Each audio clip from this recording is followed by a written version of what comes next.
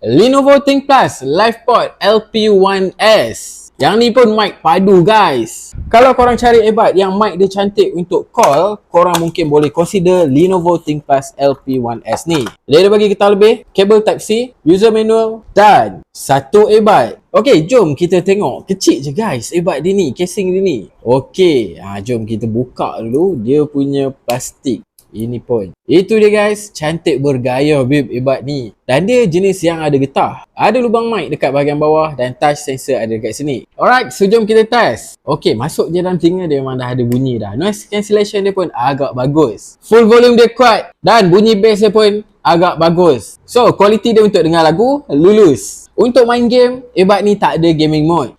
Kita juga ada test dia punya mic. Mic dia apabila dekat telinga ni, dia memang kuat, jelas dan tak ada noise sangat. So jom kita play sikit apa yang aku record. Kita test mic daripada Lenovo ThinkPlus LivePod LP1S dan ia sekarang berada di telinga.